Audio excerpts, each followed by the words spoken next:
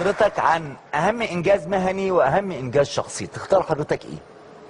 أهم إنجاز مهني في حياتي هو ما توجهت إليه في بداية حياتي للتخصص في المسائل البحثية والعلمية، لأني درست بعمق شديد جدا في إطار تخصصات الهندسة في مجالي، في مجال المواد، وفي الإطار التطبيقي أكثر من الإطار النظري. فحصلت على الدكتوراه، وده اداني سعة كبيرة جدا، وخاصة ان الدكتوراه كانت من الولايات المتحدة الامريكية ومع استاذ كبير جدا، اكبر واحد في العالم كله في المجال ده حينئذ.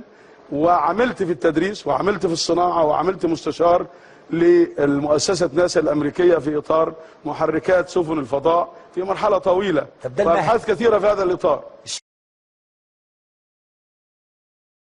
وعملت في التدريس وعملت في الصناعة وعملت مستشار للمؤسسة ناسا الأمريكية في إطار محركات سفن الفضاء في مرحلة طويلة وأبحاث كثيرة في هذا الإطار الشخصي.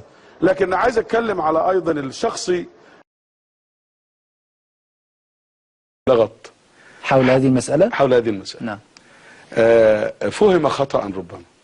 فأنا لم أقل ولم أكتب ان انا كنت بعمل في وكالة ناسا الامريكية. نعم. هذا لم يحدث. طب كويس ان حضرتك توضح. انا لم اعمل في وكالة ناسا الامريكية ولم اكتب هذا، وليس في يعني السي في اللي بيقولوا، يعني زي ما بيقولوا، او يعني السيرة الذاتية لي ما يثبت اني كنت اعمل في وكالة ناسا الامريكية. نعم.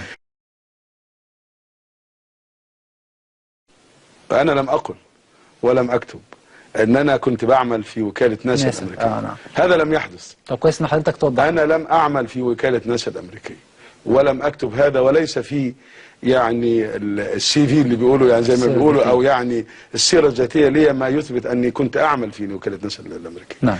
انا كنت اعمل في الجامعة